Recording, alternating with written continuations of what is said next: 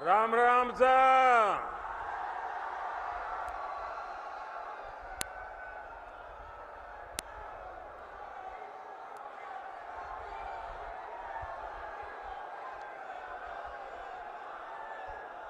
भारत माता की,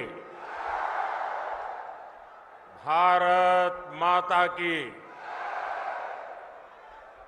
शक्ति स्वरूपा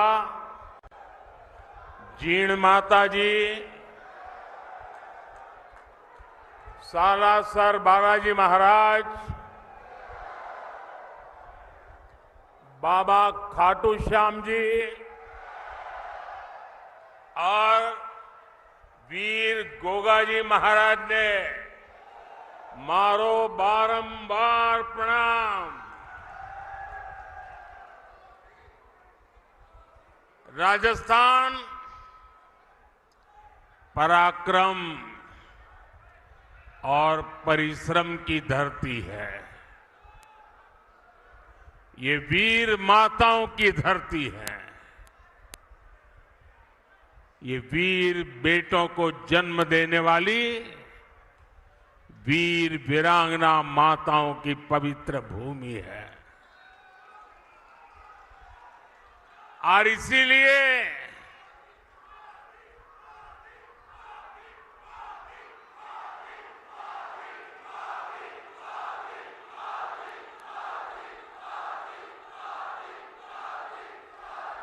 इसीलिए राजस्थान जो ठान लेता है वो पत्थर की लकीर बन जाता है।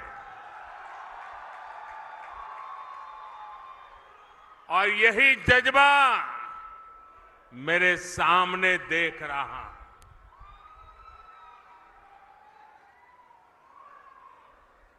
गर्मी और धूप ने भी हिम्मत की परीक्षा लेना शुरू कर दिया है। लेकिन आज देखिए, परमात्मा की कृपा, मौसम जरा ठीक लग रहा है। और जब कुदरत साथ देती है ना, तो इशारा भी करती है कि हवा का रुख किस तरफ है।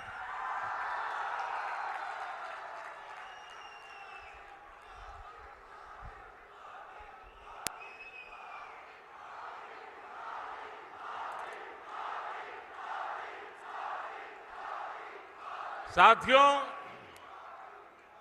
राजस्थान का किसान, मेरे राजस्थान का नौजवान और आप सब माताएं बहनें इतनी बड़ी संख्या में दूर दूर से हमें अपना आशीर्वाद देने आए हैं। और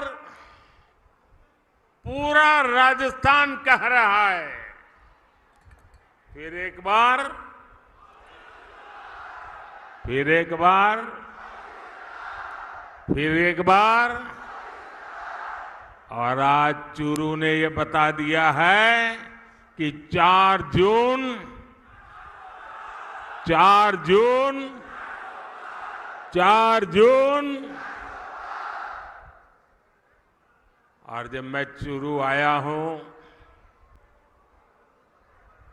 तो दिल्ली से नरेंद्र देवेंद्र के लिए आशीर्वाद मांगने आया है। और जब नरेंद्र देवेंद्र के लिए आशीर्वाद मांगता है तो आप लोग छप्पर फाड़ करके दे देते हैं।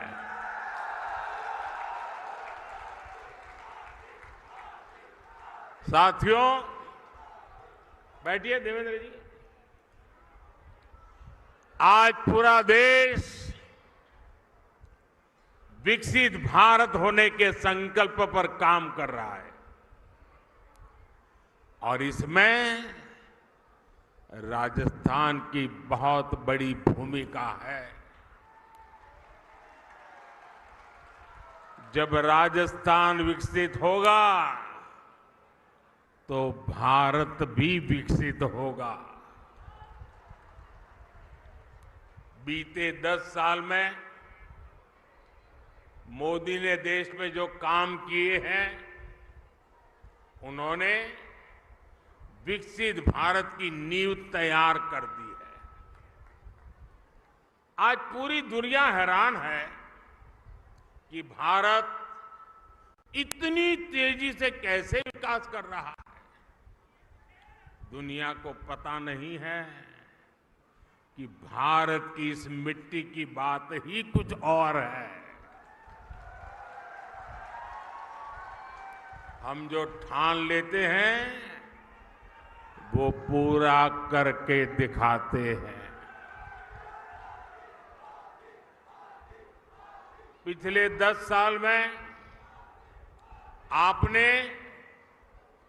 देश को बदलते देखा है। आप याद करिए, 10 साल पहले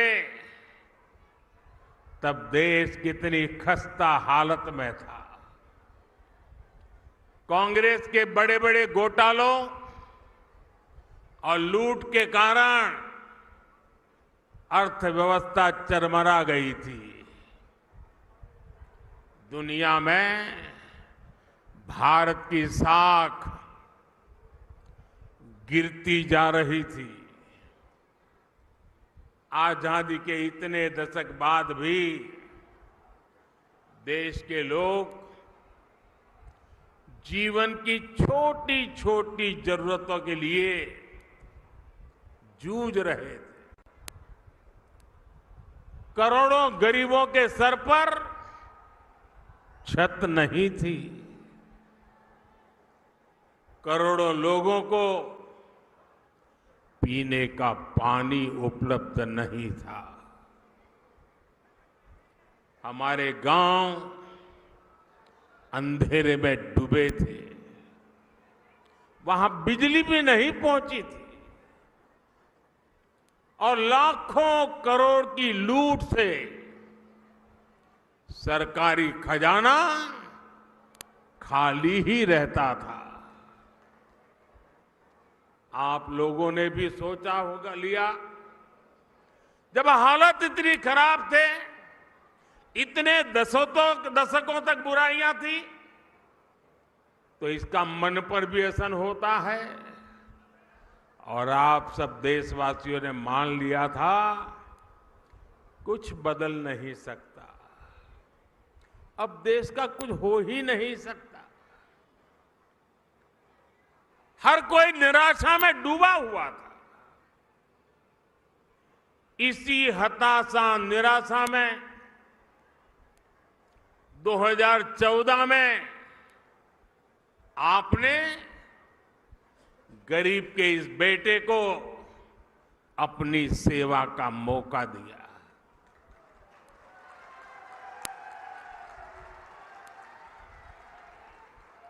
हताशा निराशा ये मोदी के पास भी नहीं फटक सकती। और मैंने तय किया कि हालात बदलने ही होंगे।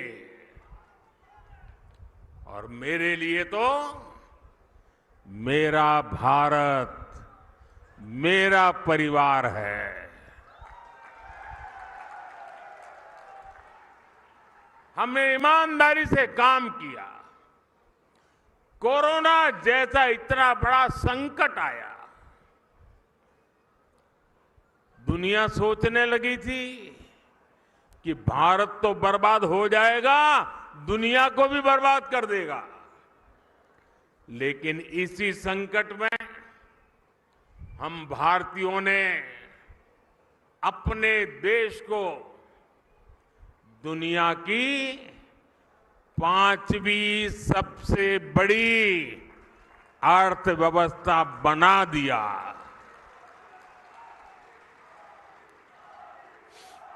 हम भी कह सकते थे भाई क्या करूं, पूरी दुनिया में आपदा आई है, हमारे यहां भी आपदा आई है, मैं क्या करूं। और हो सकता है देश वाले मान भी लेते, लेकिन मोदी ने वो रास्ता नहीं चुना। चुनौतियों को चुनौती देना, यही तो हमारी मिट्टी की ताकत होती है।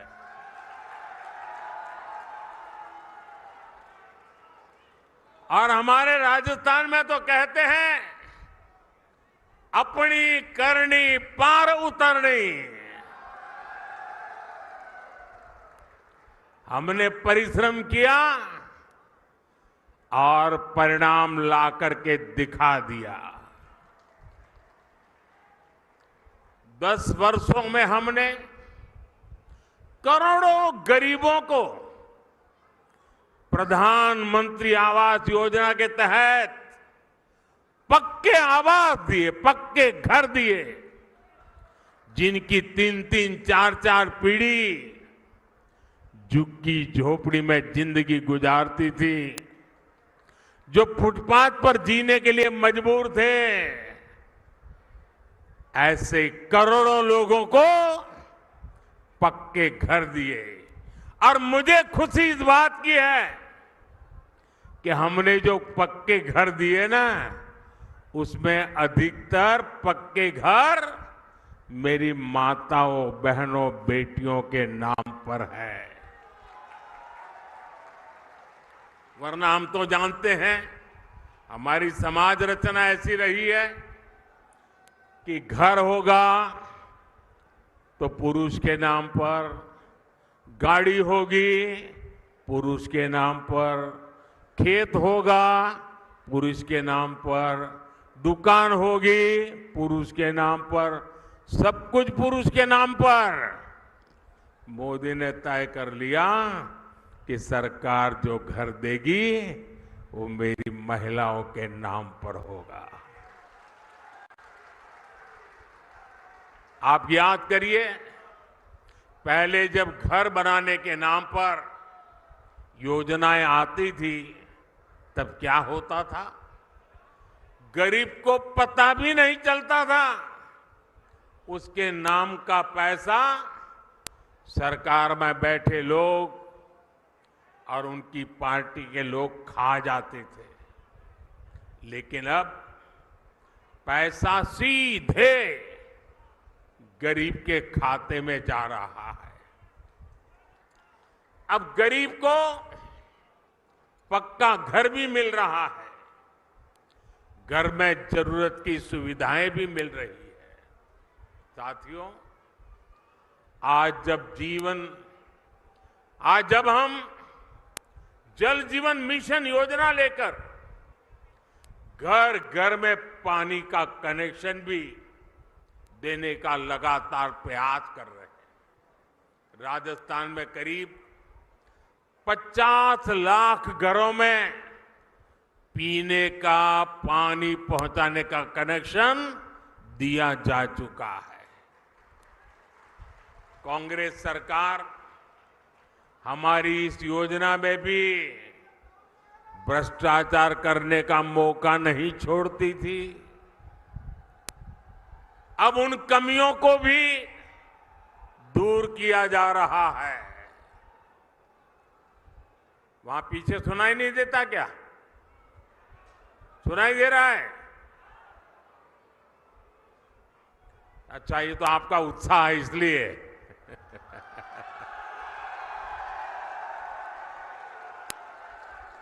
देखिए, राजस्थान के 4.5 करोड़ जरूरतमंदों को हर महीने मुफ्त राशन भी दिया जा रहा है।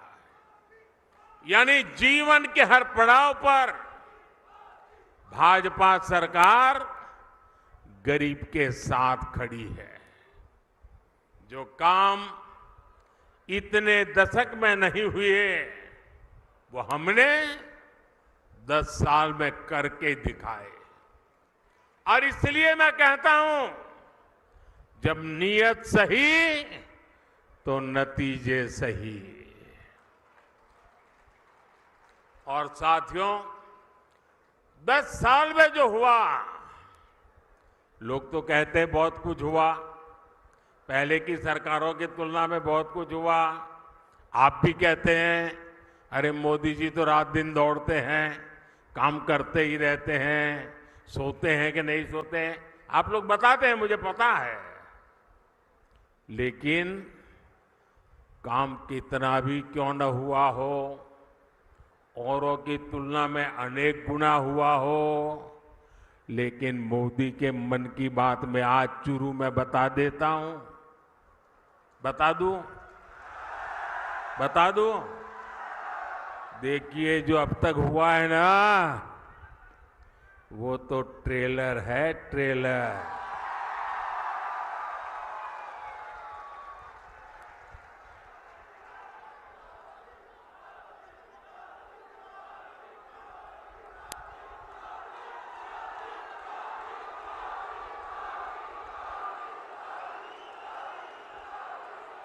आप आजकल बड़ी बड़ी होटल में खाना खाने जाते हैं ना, तो पहले एपेटाइजर लेकर के आते हैं, थोड़ी थोड़ी 2-3-4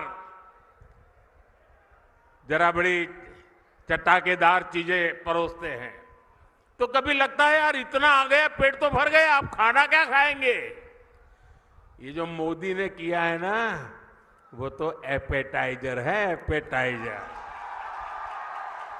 अभी तो पूरी खाने की थाली आधी बाकी है। बहुत कुछ करना है भाइयों, बहुत सारे सपने हैं।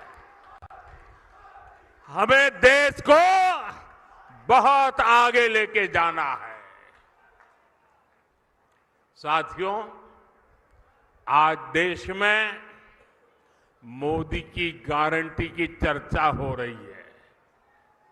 मोदी की गारंटी कैसे पूरी होती है और कितनी रफ्तार से पूरी होती है, राजस्थान उसका बहुत बड़ा उदाहरण है। मैंने मेरी माताओं बहनों को गारंटी दी थी कि गरीबों का उज्ज्वला सिलेंडर सस्ता किया जाएगा। ये गारंटी पूरी हो गई है। मैंने युवाओं को गारंटी दी थी कि बीजेपी सरकार बनते ही कांग्रेस के पेपर लीक इंडस्ट्री के खिलाफ जांच बिठाई जाएगी। ये गारंटी भी पूरी हो गई है। मैंने ये भी गारंटी दी थी कि राजस्थान का मेरा किसान, शेखावटी के मेरे लोगों के लिए पानी की समस्या को खत्म किया जाएगा। जिस ईआरसीपी प्रोजेक्ट को कांग्रेस ने लटका कर रखा था, हमने उसे न केवल स्वीकृत किया बल्कि तेजी से काम भी जारी है। इससे पीने के पानी और लाखों हेक्टेयर जमीन को सिंचाई का भी लाभ मिलेगा। हमने हरियाणा से समझौता करके शेखावटी में पानी लाने का रास्ता भी साफ कर दिया है। भाइयों और बहनों, भाजपा जो कहती है वो जरूर करती है। दूसरी पार्टियों की तरह भाजपा केवल घोषणा पत्र नहीं जारी करती, हम तो संकल्प पत्र लेकर के आते हैं। 2019 में हमने जो संकल्प पत्र जारी किया था, उसके ज्यादातर संकल्प पूरे हो चुके हैं। और 2 साल कोविड के संकट के बावजूद भी मोदी ने आपको जो वादा किया था, वो वादा पूरा करने के लिए एड़ी चोटी का जोर लगा दिया है। राजस्थान के मेरे भाई बहन, जम्मू कश्मीर की धरती पर जो मेरे वीर जवान शहीद हुए ना, उसमें मेरे इस शेखावटी के जवान भी शहादत मोली थी। उस जम्मू कश्मीर जहां पर मेरे राजस्थान के वीरों का रक्त आज वो जम्मू कश्मीर से आर्टिकल 370 खत्म हो गया।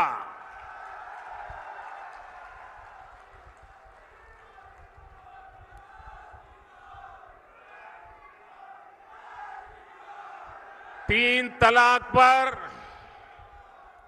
कानून हमारी मुस्लिम बहनों की मदद कर रहा है। और मेरी मुसलमान माताएं बहनें समझे, ये तीन तलाक आपके जीवन पर तो खतरा था ही था। मेरी मुस्लिम बेटियों के सर पे तलवार लटकती रहती थी। मोदी ने आपकी रक्षा तो की है, लेकिन मोदी ने हर मुस्लिम परिवार की भी रक्षा की है, क्योंकि मुस्लिम परिवार का वो पिता वो कभी सोचता था कि बेटी की शादी करके भेजा तो है, 2-3 बच्चे हो जाएंगे, उसके बाद अगर वो 3 तलाक करके वापस भेज देगा तो मैं बेटी को कैसे संभालूं। भाई को लगता था अगर 3 तलाक के कारण मेरी बहन घर वापस आ गई तो मेरा परिवार कैसे चलेगा। हर मां को लगता था कि इतने उत्साह और उमंग के साथ बेटी को शादी करके भेजा है, लेकिन 3 तलाक कह करके अगर बेटी को लौटा दिया तो मेरी बेटी की जिंदगी का क्या होगा। यानी पूरा परिवार 3 तलाक के नाम पर लटकती तलवार के नीचे मुसीबत में जिंदगी गुजारता था। मोदी ने सिर्फ मुस्लिम बहनों को नहीं, सभी मुस्लिम परिवारों की जिंदगी को बचाया है। लोकसभाओं में महिलाओं के लिए आरक्षण का कानून भी संसद ने पारित कर दिया है।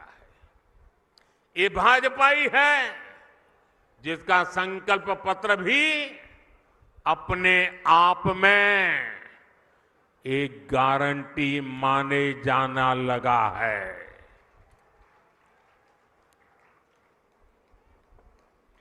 साथियों, आज जब मैं चुरू आया हूं तो कुछ पुरानी यादें भी ताजा हो रही है। इससे पहले मैं जब 26 फरवरी 2019 में चुरू आया था तो उसी समय देश ने बालाकोट में एयर स्ट्राइक की थी। हमने आतंकियों को सबक सिखाया था और तब मैंने जो शब्द कहे थे, चूरू की धरती पर जिन शब्दों को मैंने दोहराया था, मैं आज फिर एक बार इस वीरों की धरती पर आया हूं तो मेरे उन भावों को दोहराता हूं। तब मैंने कहा था, यही चूरू में कहा था, सौगंध मुझे इस मिट्टी की, सौगंध मुझे इस मिट्टी की, मैं देश नहीं मिटने दूंगा, मैं देश नहीं रुकने दूंगा, मैं देश नहीं झुकने दूंगा। मेरा वचन है भारत मां को, तेरा शीश नहीं झुकने दूंगा।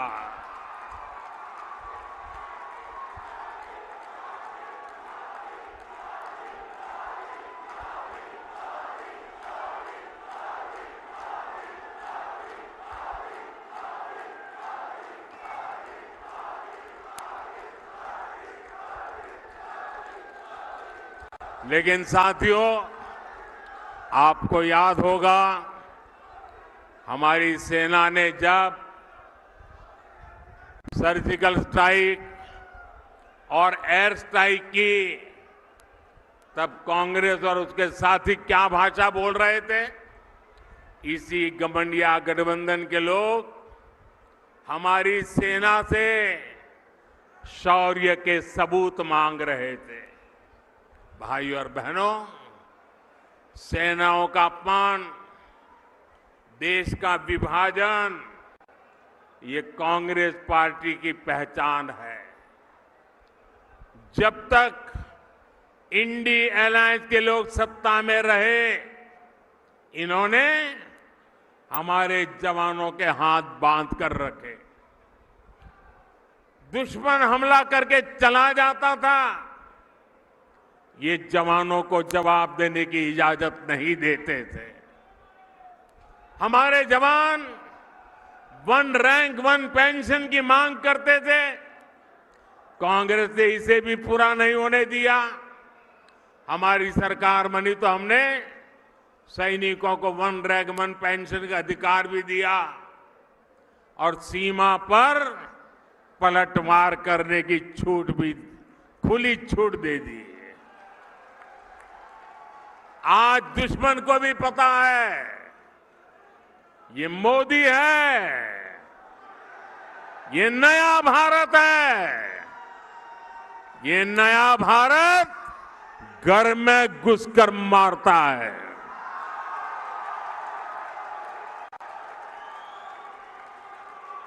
साथियों, देश हित से भी ज्यादा कांग्रेस ने हमेशा तुष्टीकरण को प्राथमिकता दी है।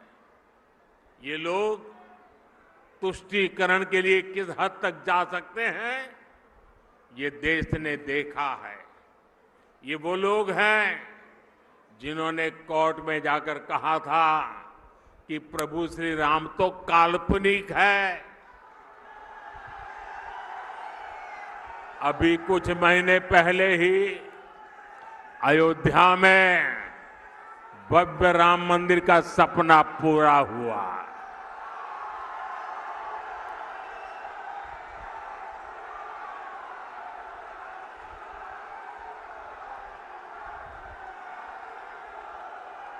पूरा देश प्राण प्रतिष्ठा का उत्सव मना रहा था,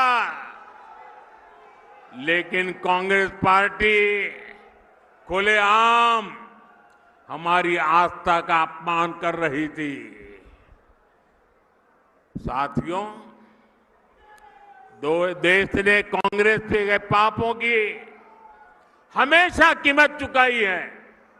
और अभी तो एक मुझे पत्रकार बता रहे थे कि कांग्रेस पार्टी ने एक एडवाइजरी निकाली है और एडवाइजरी भी इतनी डरे डरे निकाली है। उन्होंने कांग्रेस की सभी इकाइयों को कहा है कि अयोध्या राम मंदिर की चर्चा अगर निकल पड़े तो मुंह पे ताला लगा देना, कुछ बोलना ही मत। उनको लगने लगा है कि अगर राम का नाम लिया तो पता नहीं कब राम राम हो जाए। ये हाल हो गया उनका, एडवाइजरी निकालनी पड़ रही है। भाइयों बहनों, हमारा देश, हमारी आस्था,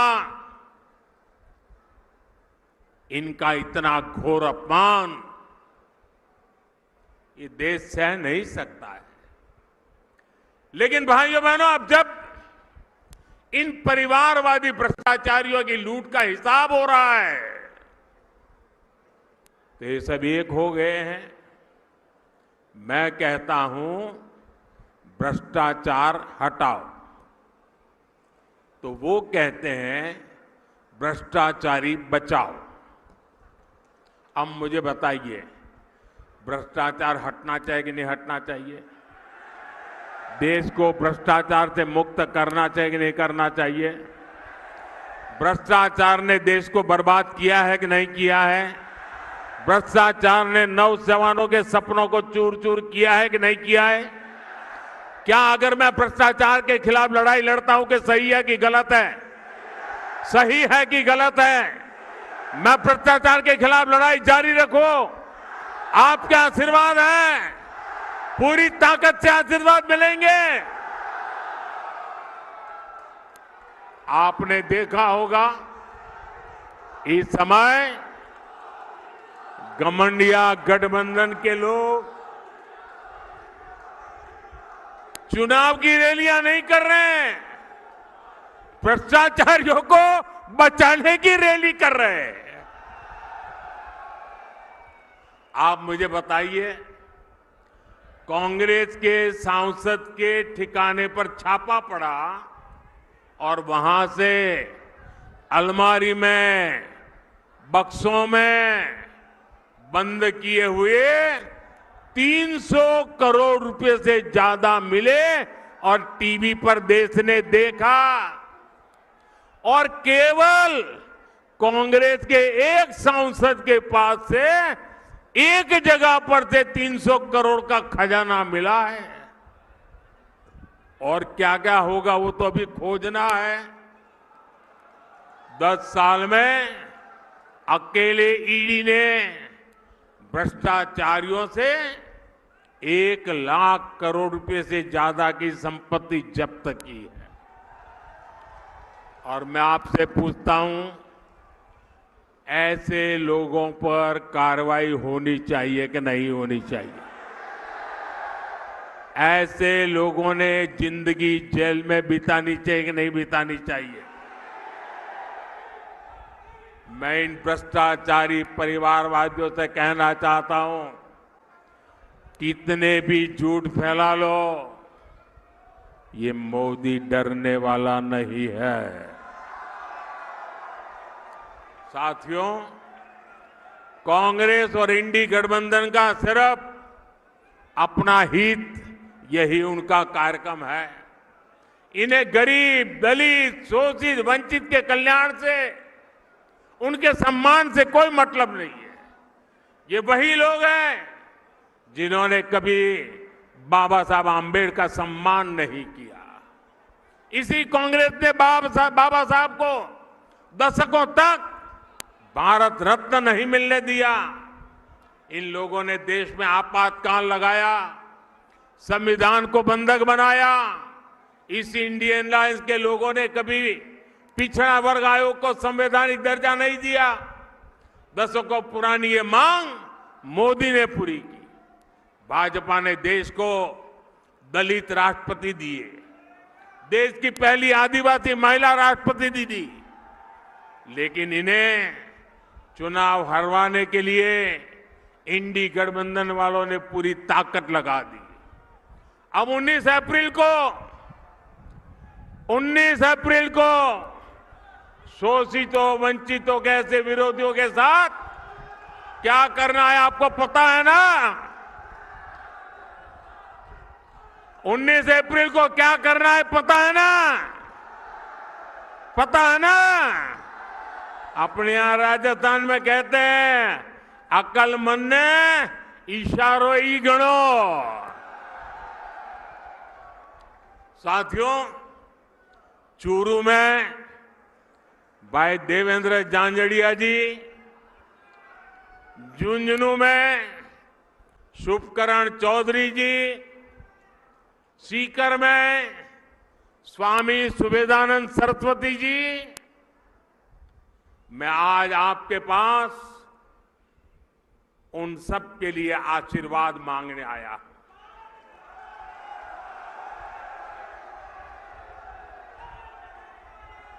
और आप में से बहुत कम लोगों को पता होगा, मैं आज बता देना चाहता हूं,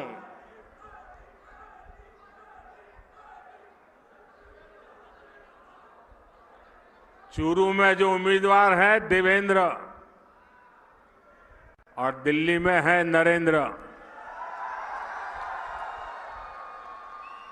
आप में से बहुत कम लोगों को पता होगा, देवेंद्र के साथ मेरा बहुत पुराना निकट नाता रहा है।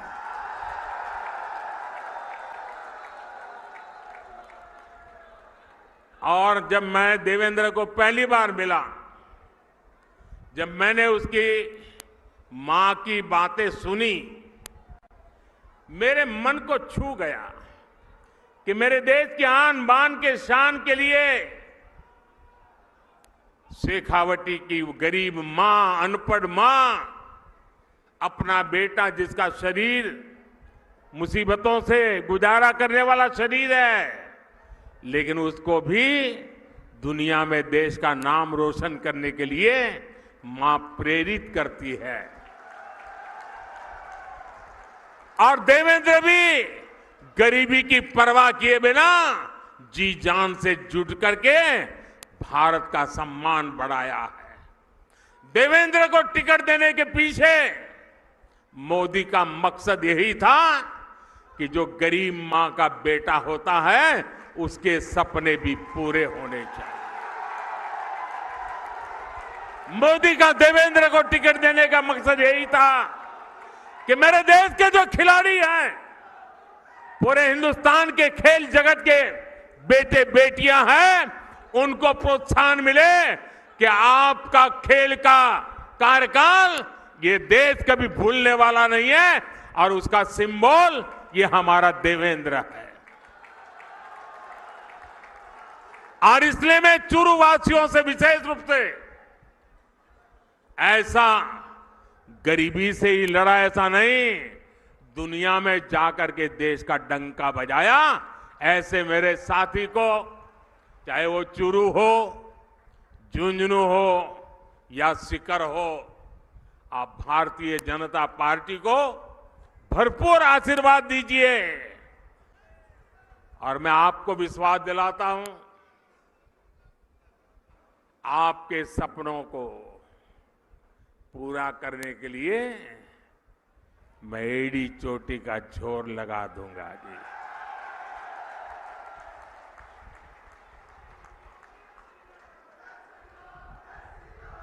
गर्मी कितनी क्यों न हो, मतदान पूरा होगा कि गर्मी के कारण मतदान कम होगा, ऐसा नहीं होगा ना। घर घर जाएंगे, माताओं बहनों को मेरी बात बताएंगे, चुनाव जीतने के लिए मतदान करेंगे।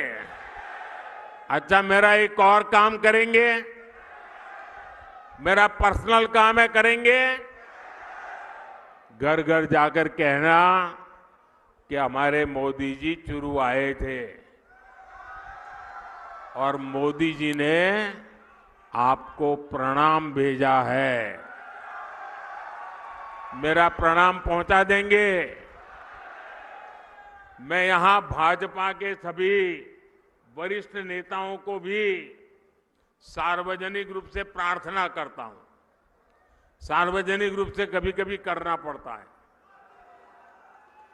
ऐसा है कि चुनाव का समय है, हर किसी के जिम्मे बहुत सारा काम है, लेकिन इनको मन में रहता है कि प्रधानमंत्री जी आए और हम नहीं जाएंगे तो कैसा लगेगा।